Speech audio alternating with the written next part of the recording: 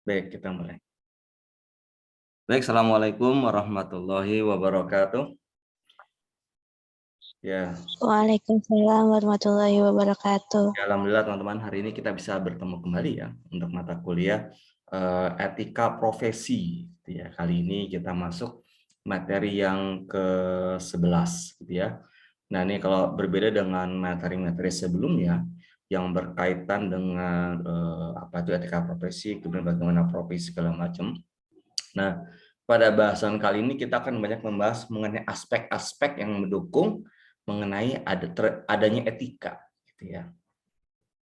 Jangan lupa juga saya mengingatkan teman-teman untuk sebagai aktivitas perkuliahan, teman-teman mendownload materi perkuliahan, kemudian menanggapi forum, mengerjakan tugas, kemudian presensi. Itu menjadi bagian dari aktivitas perkuliahan kita. Baik, sebelum kita mulai perkuliahan pada malam hari ini, sama-sama kita membaca basmalah. Bismillahirrahmanirrahim. Bismillahirrahmanirrahim. Ya, baik. Saya share screen ya.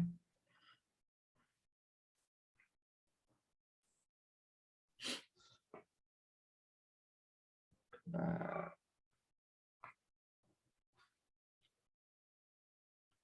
ini saya agak melek teman-teman sebentar ya. Oke, teman-teman sudah terlihat share screen dari saya? Sudah? Sudah, Pak. Sudah, Pak. Baik, alhamdulillah. Nah, teman-teman, baik. Hari ini kita akan membahas mengenai kompetensi profesional, gitu ya. Jadi kaitannya adalah kalau kemarin kita banyak membahas mengenai bagaimana itu etika profesi, kemudian kita juga banyak membahas mengenai bagaimana profesi yang beretika segala macam gitu ya. Nah, kali ini kita akan banyak membahas mengenai hal-hal yang menunjang terjadinya atau yang menjadi penunjang keberhasilan dari etika ini gitu ya, di semua profesi gitu ya. Karena tanpa hal ini kemungkinan mungkin tidak akan hal yang menjadi dasar ini kemungkinan etika profesi itu susah dijalankan gitu ya. Nah, apa yang kita akan bicarakan di sini kita berkaitan dengan IQ ya. Mungkin teman-teman sudah akrab ya dengan istilah seperti ini. IQ, intelligent question, EQ, emotional question, SQ, spiritual question, CQ, creative question, kemudian EQ, adversary question. Nah, hal apa itu akan kita bahas di sini. Nah, ini kaitannya dengan apa? Kalau kita berkaitan dengan ini semua, dengan kompetensi ini, kita bicara tentang kecerdasan. Gitu ya. Apa kecerdasan ini menurut Anita Ewolfok? Kecerdasan adalah kemampuan untuk belajar, ya, keseluruhan pengetahuan yang diperoleh dan kemampuan yang beradaptasi dengan situasi baru atau lingkungan pada umumnya. Jadi orang-orang cerdas adalah orang-orang yang mau belajar dan bisa beradaptasi dengan lingkungan hal yang ada di sekitarnya, terutama hal baru. Itu orang cerdas. Gitu. Jadi orang cerdas bukan hanya IQ-nya tinggi, tapi tadi mau belajar. Orang yang ber-IQ tinggi akan kalah dengan orang-orang yang mau belajar, walaupun mungkin IQ-nya tidak tinggi. Baik, yang pertama dulu. Peran IQ, intelligent question. IQ atau kecerdasan intelektual memberikan kecerdasan berpikir dan bertindak secara logis, gitu ya. Apa yang peran yang dihasilkan? Kemampuan manusia untuk berhitung, berimajinasi, beranalogi dan berinovasi. Gitu. Ya, memang kalau IQ ini memang tidak bisa diamati secara langsung ya, gitu ya. Karena untuk melihatnya kita harus ada alat tes kecerdasan berdasarkan logika. Makanya kalau dulu kita sekolah gitu ya, SD, SMP atau SMA itu ada untuk melihat IQ, ada tes IQ kita berapa gitu ya. Gitu. Lu IQ saya berapa ya? Saya lupa. Tapi masih rata-rata cerdas sih. Sombong. Nah, itu teman-teman ya. Nah, IQ konsep intelijen ini itu tahun 64 pertama kali dirintis gitu bersifat tunggal, itu berbentuk angka. Nah, memang teman-teman, orang-orang yang mampu mampu menerapkan bagaimana etika itu yang panas segala macam, ada juga kaitan dengan ini, dengan IQ gitu. Karena dia bisa berhitung. Oke, kalau saya mempunyai akhlak yang bagus, saya bisa bekerja dengan mampu memahami etika dalam perusahaan dengan baik, pasti saya nanti gaji saya akan naik, kinerja saya akan baik, kayak gitu kaitannya. Kecerdasannya itu bermain di situ, gitu ya, teman-teman. Nah, teman-teman, kalau kita bicara tentang intelligent question ini, IQ, itu sebenarnya tidak hanya berdasarkan dari pola pikir kita ya, tapi ada banyak. Nih, menurut Gartner malah menggolongkan ada 8 kecerdasan yang ada di dalamnya, gitu ya. Makanya disebut multiple intelligence, gitu. Kecerdasan majemuk sebenarnya. Ada kecerdasan linguistik, berbahasa, pintar ngomong, gitu ya. Bicaranya bicara yang meyakinkan, berpengaruh. Kan ada orang kayak gitu ya, orang yang karismatik kalau berbicara tuh, wow, seolah-olah kayak bisa mempengaruhi orang lain gitu ya. Gitu. Orang-orang kayak Pak Soekarno gitu, presiden kan kalau ngomong gitu ya. Kecerdasan matematik, bisa menghitung dengan baik. Ada lagi kecerdasan spasial, jago gambar. Wah, ada kan beberapa teman kayak gitu ya, senangnya gambar, senangnya ini. Dia nggak senang hitung, dia nggak senang bahasa. Orang senangnya begitu. Ada kecerdasan kinestetik, jasmani. Badannya sehat, body smart, jasmani ya. Lebih pada situ. Jadi menjaga pola makan tubuhnya yang benar gitu ya. Kecerdasan musikal, pandai bermain musik atau memainkan alat musik gitu ya. Kecerdasan interpersonal, cerdas diri. Nah, ini bisa menempatkan tahu di mana dia mendapatkan dirinya gitu ya. Oke. Kemudian lagi intrapersonal people. People smart, cerdas bergaul. Ya, bisa menentukan lingkungan yang baik. Kemudian kecerdasan naturalis, cerdas alam. Sudah menjadi bawaannya gitu ya. Ini bisa dilihat dari keluarga-keluarga yang memang di dalamnya apa ya, terlihat natural dalam bersikap segala macam. Nah, karena itu teman-teman ya, berkaitan dengan ini sebenarnya tidak ada orang yang bodoh gitu ya. Kalau menurut penelitian ini ya, yang ada hanyalah orang bisa dominan cerdas pada satu hal, tapi tidak menonjol pada hal yang lain. Jadi menonjol pada satu hal aja. Gitu. Ya, Tania misalkan jago nyanyi gitu kan, ya kecerdasannya di situ misalkan. Tapi kalau dalam matematika mungkin tidak menonjol, hanya sekedar bisa aja gitu ya. Itu IQ. Yang kedua kita bicara tentang peran EQ, emotional quotient. Apa nih? Kecerdasan emosional. Ini menurut Peter Saprodi dan John Mayer, apa nih? Kemampuan mengerti dan mengendalikan emosi. Nah, ini penting teman-teman ya. Lagi zaman-zaman sekarang ya. Gitu. Orang yang bisa menahan diri. Peran EQ dalam kehidupan manusia meliputi kemampuan untuk mengelola emosi, kemampuan memotivasi diri, berempati, dan keterampilan sosial. Memotivasi diri apa? Bikin kita semangat. Gitu kan. Kalau kita gagal, wah ini bukan gagal, sukses yang tertunda gitu ya. Kalau misalkan kita susah menggapai sesuatu, mungkin jalannya bukan ini, kita cari jalan yang lain. Jadi pikirannya terus positif. Pikirannya tidak satu jalan, bercabang gitu, banyak jalan. Kalau jalan ini nggak bisa, dia akan coba jalan yang lain. Jalan ini nggak bisa, akan jalan lain. Dan percaya, kalau ada satu hal yang ada kegagalan gitu ya, jangan kegagalan itu kita gapai dengan cara jalan yang sama. Maksudnya apa? Ini kita gagal nih untuk menggapai sesuatu, pakai jalan yang A gitu ya. Kita gagal nih mencapai sesuatu ini, pakai jalan A ini. Kita coba lagi ke jadi jalan A lagi, nggak bakal gitu. Cari jalan yang lain untuk mencapai A. Betul mencari gini, bisa aja ke jalan B atau C gitu kan, kayak gitu. Jadi kalau menurut ada banyak penelitian, tidak ada cara yang sama untuk sampai satu tujuan gitu.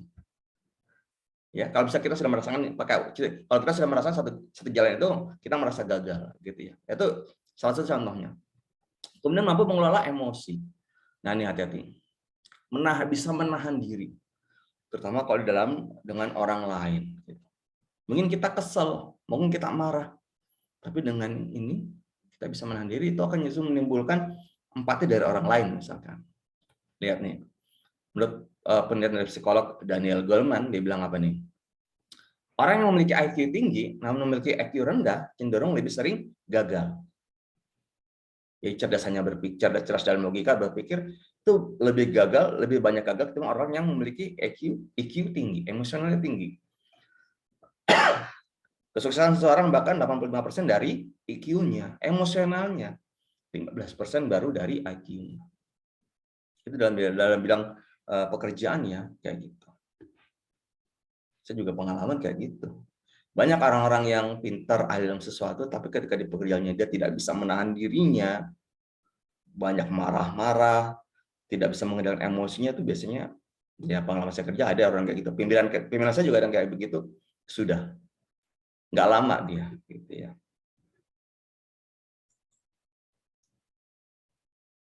Daniel Goleman mengembangkan ada IQ ada 5 kategori. Ada kesadaran diri, sadar sepenuh siapa diri kita, di mana bagaimana kita melangkah, gitu ya. Dia bisa menilai apa diri pribadi seperti apa dan percaya akan dirinya, akan kemampuan dirinya, gitu. Yang kedua ada pengaturan diri, pengendalian diri, sikap dapat dipercaya, amanah, waspada, adaptif. Adaptif bisa beradaptasi dengan lingkungan, kemudian inovatif. Inovatif apa? Bisa apa ya? Melakukan pembaharuan terhadap apa ada yang sudah ada. Gitu. Lalu ada motivasi, dorongan berprestasi, komitmen misalnya segala macam. Empati, apa empati lebih kepada merasakan apa yang orang lain rasakan, memahami orang lain kayak gitu. Jadi kalau kita tidak ingin merasakan rasanya sakit dicubit ya jangan mencubit misalkan kayak gitu. Keterampilan sosial, keterampilan berkomunikasi, kepemimpinan, katalisator, perubahan dan segala macam. Keakraban kerjasama gitu. Banyak pemimpin di kita ya, keberhasilan bukan karena gaya kepemimpinannya, tapi dari gaya bagaimana dia mengelola emosional quotient-nya. Saya pernah bekerja dalam suatu perusahaan yang pemimpinnya tuh kalau bicara bukan dalam kacamata pemimpin, tapi dalam kacamata karyawannya, gitu. Yaitu bisa menjadi semangat dari si karyawannya, gitu. Karena si karyawan merasa selalu dihargai keberadaannya. Karena menurut kacamata si bos ini, dia tuh nggak peduli bagaimana dia memastikan dirinya. Yang penting tujuan perusahaan itu tercapai, targetnya tercapai dengan cara yang baik. Gitu. Bahkan dia mencoba meniadakan peran pemimpin. Artinya apa? Kalau perusahaan ini berhasil, berarti atas jeripayah karyawan. Ditanamkan seperti itu terus-terusan. Hingga karyawannya yang merasa, oh kalau saya bekerja itu untuk diri saya, untuk diri saya, keluarga saya, gitu. Dalam perusahaan pastinya ya. Tapi dia merasa seperti itu. Jadi memberikan semangat. Itu memberikan information based. Selanjutnya ada SQ, nah, spiritual question. Ya, ini kaitannya dengan keyakinan. Ya. Lihat nih. Apa SQ itu? Kecerdasan untuk menilai bahwa tindakan atau jalan hidup seorang harus lebih bermakna dibanding yang lain. Nah, itu juga bahwa SQ merupakan inti dari kecerdasan, semua kecerdasan. Dengan memiliki kemampuan SQ, mau mencapai kebahagiaan hakiki. Jadi kaitannya dengan di sini ya. Jadi bagaimana ini kayak tujuannya kalau SQ itu bagaimana segala sesuatu yang dilakukan itu punya makna, bermanfaat buat dirinya. Hingga tadi dia bisa mencapai tujuan kehidupan secara hakiki, kebahagiaan. SQ ini banyak dikaitkan dengan agama ya, keyakinan beragama. Meskipun kalau secara universal, ini menyangkut keyakinan sih ya, spiritual kita dengan Tuhan. Kalau kita bicara Tuhan kan universal agamanya ya, bisa agama apa saja gitu ya. Ciri-ciri SQ tinggi ini menurut Dimitri Mahayana. Apa berarti ciri? Punya prinsip dan visi yang kuat. Dia yakin jalan ini benar. Karena sesuai dengan tuntunan agama misalnya. Karena dia sudah karena di agama kan pasti sudah memberikan rambu-rambu ya tuntunan yang jelas. Prinsip dan visi. Melihat kesatuan dalam keanekaragaman. Hal yang berbeda-beda dia melihat hanya persamaannya aja gitu. Ini kayak begitu. Tidak melihat perbedaannya. Ya kalau dengan perbedaan ya itu memang pasti semua hal ada perbedaannya ya. Tapi dia melihat sesuatu yang menyatukan. Memaknai semua setiap sisi kehidupan. Jadi semua hal yang dikerjakan pasti ada maknanya, pasti ada hikmahnya, gitu ya. Kalau terjadi musibah, misalkan, oh ini mungkin teguran, gitu ya. Kalau dapat rezeki, oh ini alhamdulillah, nih mungkin kita bisa berbagi, kayak gitu terus-terusan. Mampu mengelola dan bertahan dalam kesulitan dan penderitaan. Karena tadi dia menyadarkan dirinya bukan pada sesuatu yang sifatnya materi, tapi lebih kepada ke atas. SQ kayak gitu. Hubungan dengan Tuhan ya. Ada keyakinan kayak gitu. Makanya dia bisa bertahan dalam kesulitan penderitaan. Selama ini berarti untuk membantu proses pembagian sesuatu. Ada lagi peran CQ, creativity question. Apa ini kreativitas? Memunculkan sesuatu yang merupakan penemuan-penemuan baru dalam bidang ilmu dan teknologi. Ya. Nih, SDM sebagai pelaksana profesi ini dengan kecerdasan yang tinggi, mereka memang kreatif, mendorong terobosan-terobosan baru dalam berkendala perusahaan. Jadi apa? Orang-orang yang inovatif, berinovasi ya, mengembangkan apa yang sudah ada. Gitu. Mencari hal-hal yang mungkin yang agak lebih mudah. Ada dua istilah teman-teman ya berkaitan dengan ini. Ada namanya inovasi dan ada namanya invensi. Pernah dengar nggak invensi? Jadi kalau inovasi itu adalah orang yang inovator, kalau invensi itu orangnya namanya disebut inventor. Jadi kalau inovasi itu adalah memperbarui yang sudah ada. Gitu. Contohnya apa? Dulu kapal terbang kan diciptakan oleh siapa? Wright bersaudara misalkan ya. Nah, kemudian sekarang jadi apa? Jadi pesawat jet, jadi helikopter, jadi pesawat apa yang bus gitu yang besar gitu. Itu adalah inovasinya. Itu adalah inovasi. Tapi kalau misalnya ditemukannya pesawat pertama kali, itulah invensi. Jadi kalau invensi adalah sesuatu hal yang ditemukan, hal yang baru berdasarkan pengamatannya. Dulu kan Wright bersaudara bikin pesawat apa? Dia sebenarnya ahli mesin kan. Kadang dia melihat burung terbang. Kemudian dia berkata, gimana kalau manusia juga ikut terbang, punya sayap segala macam. Dia menciptakan mesin yang bisa terbang. Awalnya seperti itu. Jadi melalui pengamatan. Sesuatu hal yang benar-benar baru berdasarkan hasil pengamatan. Kalau tadi inovasi adalah pengembangan dari yang sudah ada. Yang menjadi hal lebih baru, lebih sesuai dengan kebutuhan gitu ya. Ada 5 ciri kreativitas. Kelancaran dan kefasihan. Jadi kemampuan memproduksi banyak ide. Orang langsung berpikir cepat. Gitu. Nah, ini biasanya laki-laki banyak punya kecenderungan seperti ini ya, gitu. Punya banyak ide gitu. Keluasan, mengajukan berbagai macam pendekatan jalan pemecahan masalah. Dia terbiasa memecahkan solusi yang ada di rumah. Gitu ya. Ini nggak bisa, itu nggak bisa, langsung dikerjakan sendiri. Keaslian, melahirkan gagasan orisinal sebagai kemampuan pemikiran sendiri. Penguraian segala sesuatu terperinci secara detail, karena dia sudah menguasai. Gitu. Perumusan kembali, mengkaji kembali suatu persoalan kemudian berbeda dengan yang sudah lazim. Nah, inti dari kreativitas adalah sebenarnya apa teman-teman? Sudah menguasai sesuatu hal yang sifatnya basic. Kalau kita sudah menguasai basicnya seperti apa, kita akan tahu langkahnya seperti apa yang kita butuhkan. Gitu. Jadi ketika kita misalkan gini nih, contoh gampangnya adalah gini, kita sudah menguasai elektronik lah kayak gitu. Ketika TV kita rusak misalkan gambarnya tidak ada, dia akan berpikir, oh mungkin layar LED-nya nih yang kena, oh ternyata bagus, oh mungkin transistornya, oh apa segala macam, berpikirnya seperti itu gitu. Terus cari gitu, karena dia basicnya sudah tahu kalau kerusakan ini mungkin yang rusak ininya. Gitu. Terus, nah solusi yang ditawarkan dari kreatif ini adalah mencapai kebutuhan, mencapai hal yang kita inginkan sesuai dengan kebutuhan kita.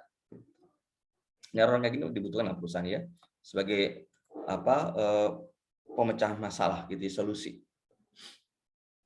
Yang terakhir adalah namanya EQ, adversity question. Apa nih? Kecerdasan untuk dapat bertahan menghadapi kesulitan hidup dan mengatasi tantangan hidup gitu ya. Nah, banyak orang mengaitkan EQ dengan SQ gitu ya. Cuman bedanya kalau SQ adalah langsung kaitan dengan Tuhan, ini adalah kecerdasan seorang mampu menghadapi kesulitan hidup. Jadi mungkin tidak begitu berkaitan dengan keyakinan akan Tuhannya gitu, agak berbeda kalau menurut bahasan sebelah ini ya. Gitu. Jadi bagaimana dirinya sendiri. Walaupun kalau saya bilang sih sebenarnya masih menjadi bagian SQ ya. Kalau EQ rendah 0 sampai 50 itu ya nanti kita akan lihat seperti apa. Sedang, tinggi, 200. Nah ini Paul G. Saltzman, penemu teori EQ, mengungkapkan berdasarkan penelitiannya tingkatan EQ ada 3. Tingkatan quitters, orang yang berhenti. Jadi apa nih? Orang yang yang mudah lemah. Gitu. Ketika menghadapi berbagai kesulitan hidup, dia mudah menyerah. Gitu. Istilah dia orang yang Kalau naik gunung tuh nggak jadi mendaki, keluar kemudian menghadapi kewajiban tugas-tugasnya. Jadi mereka tidak bisa memanfaatkan peluang, potensi segala macam. Bisanya mengeluh segala macam gitu ya. Jadi menganggap belum mencoba dia sudah merasa gagal dulu gitu. Itu merupakan penyakit hati gitu. Kalau dalam bahasa saya, ini adalah orang-orang yang khawatir. Iya. Tahu nggak khawatir itu apa? Memikirkan sesuatu yang tidak kita inginkan, itu khawatir. Jadi kalau bisa kita bicara cemas, takut itu persamaan kata. Tapi arti khawatir dari sebenarnya itu memikirkan sesuatu yang tidak kita inginkan. Siapa misalkan cewek lah gitu ya, dia mau belajar motor, tapi takut jatuh, khawatir jatuh, dia nggak jadi tuh belajar motornya. Gitu.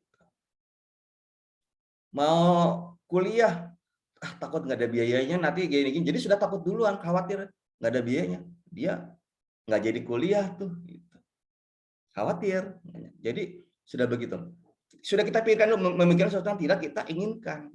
Ini orang yang berhenti kayak begini. Kebalikannya apa? Kalau orang-orang memikirkan sesuatu yang diinginkan, berdoa, doa kan gitu. Ya Allah, berikanlah hamba jodoh misalkan.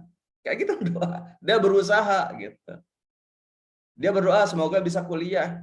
Apapun jalan yang penting dia bisa kuliah. Dia kuliah aja gitu. Ntar juga jalan akan ketemu gitu.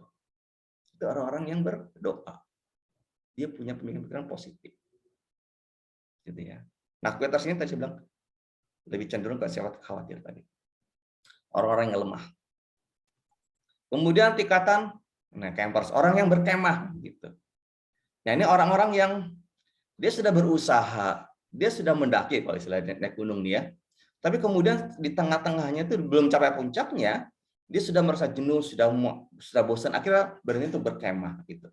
Merasa sudah cukup pendakian dia. Dan di tempat yang dia berkemah itu dia sudah merasa nyaman dan aman gitu ya. Jadi bagi buat mereka adalah sukses itu adalah orang yang penting sudah naik kelas, sudah lulus gitu ya. Walaupun pas-pasan tapi ya sudah gitu ya. Buatnya kesuksesan itu sudah dapat ya segitu aja gitu. Sudah punya harta jabatan baru ya sudah cukup gitu. Jadi tidak terlalu ngoyo ke atasnya gitu. Ada orang yang begitu berkemah, campers. Ada orang kayak gitu ya.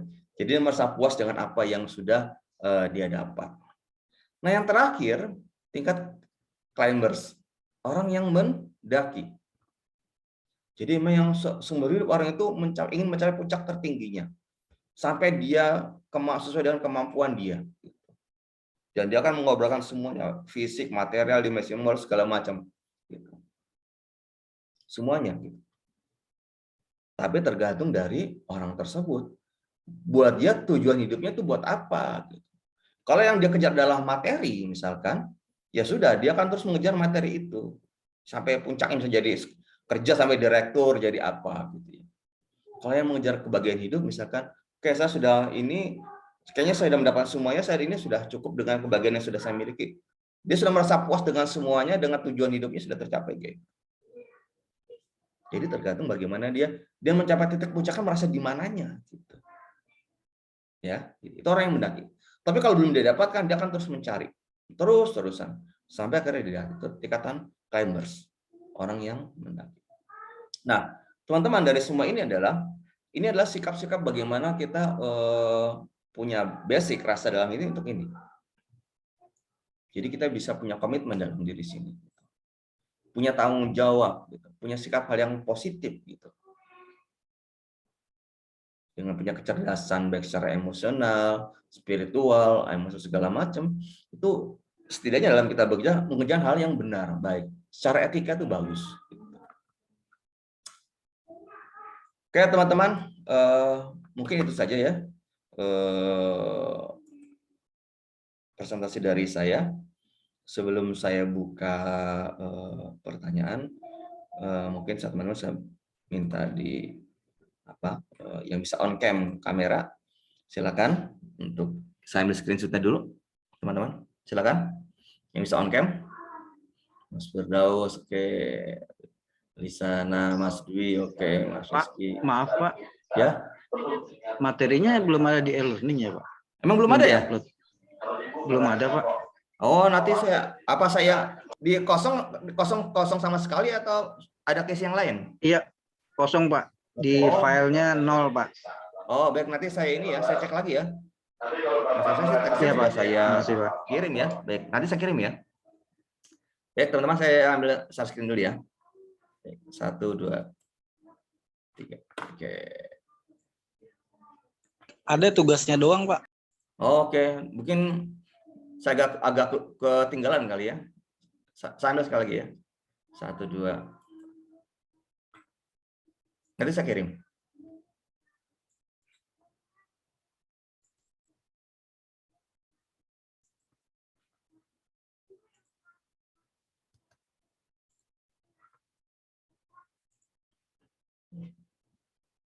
Oke, baik teman-teman. Ada yang mau ditanyakan dari materi kita pada malam hari ini berkaitan dengan yang tadi saya sampaikan? Ada yang mau tanyakan? Silakan. Ada yang mau tanyakan? Iya Pak, mau tanya sedikit aja Pak. Silakan Mas Firdaus. Kalau Halo? itu kan ada, halo? Ya, ya. Kedengeran Pak? Ya, barusan kedengaran. Oke. Nah, kalau kita bicara IQ kan kita sering atau udah umum untuk istilahnya ada rumusan untuk mengukur itu gitu kan. Ada tesnya lah gitu ya Pak. Nah, ini yang saya mau tanya, kan apakah untuk kayak EQ, SQ, MQ, AQ gitu sampai CQ itu ada juga nggak sih Pak istilahnya untuk mengukur itu gitu? Kalau saya lihat sih belum ada gitu ya. Karena kenapa IQ itu adalah alat pengukurnya? Karena memang ini dia secara logis kan ada, jadi bisa dibuktikan gitu ya. Nah, kalau yang lain kan kaitan dengan sikap, kesadaran diri gitu. Kalaupun ada, bukan di ini, sebentar ini saya lihat di nilai-nilainya. Kalau adversity itu ada tuh. Jadi untuk ada dia kaitan dengan itu ada tuh. EQ rendah sedang itu adalah pengukurnya gitu. Tapi kalau lain kayak SQ emosional segala macam enggak, itu dilihat dari bagaimana kita bersikap aja gitu. Kalau misalnya kita tadi kaitan dengan emotional quotient gitu ya, kita bisa beradaptasi dengan baik, kita bisa menghadapi orang dengan baik gitu ya. Berarti memang EQ emosional kita memang baik gitu. Jadi bisa dilihat dari itu aja gitu. Jadi tidak bisa mengukur secara hitung-hitungan gitu ya. Seperti akhirnya IQ gitu kan. Kadang IQ kan juga menjadi ini ya standar gitu. Karena saya dulu kayak gitu. Masuk sekolah itu saya dilihat dari IQ-nya berapa gitu ya. Karena dulu masuk sekolah negeri kayak gitu. Itu sih Mas Firdaus yang saya tahu itu ya. Ada yang bisa dinilai dari IQ sama advertise apa? Saya lupa tadi istilahnya. EQ tadi ya. IQ dan EQ gitu. Untuk penilaiannya gitu. Adversity itu. Ya. Itu Mas yang saya tahu, ya. Lainnya dilihat dari bagaimana berarti kita melihatnya itu dari keseharian lah ya. Betul, betul. Dari sosialisasi dengan orang lain itu baru kita bisa menilai ke situ ya Pak. Betul. Nah ini kayak Mas Firdaus nih, saya melihat Mas Firdaus orang yang bisa menguasai EQ-nya tadi nih, emosionalnya kalau saya lihat ya. Kenapa? Dilihat dari gaya bicaranya, agak tenang. Kan orang yang tenang biasanya menggambarkan itu. Tidak mudah emosional, kan gitu. Contohnya ya. Biasanya usia juga berperan juga tuh Mas ya. Kalau EQ ya kaitan dengan emosional. Gitu. Gitu Mas Firdaus. Betul. Iya Pak, karena kan kalau yang kita lihat sehari-hari kadang-kadang orang mungkin IQ-nya kita bisa nilai tinggi, tapi kan terkadang EQ-nya juga kurang gitu kan. Betul, banyak itu. Iya, gitu. Iya betul. Oke Mas, sip. Oke teman-teman, ada lagi Pak, terima kasih. Ya, sama-sama Mas Firdaus. Oke, teman-teman, ada lagi yang mau ditanyakan dari materi kita pada malam hari ini? Baik, kalau tidak ada lagi, semoga semuanya selalu sehat ya. Ini kita sudah masuk materi 11, artinya mungkin beberapa minggu lagi kita ternyata sudah masuk UAS gitu ya. Jika kesehatan teman-teman, sebagai penutup dari perkuliahan kita pada malam hari ini, sama-sama kita tutup dengan pembacaan hamdalah. Alhamdulillah. Alhamdulillah. Kurang dan lebihnya saya mohon maaf. Wassalamualaikum warahmatullahi wabarakatuh. Waalaikumsalam. Waalaikumsalam. Ya, ya,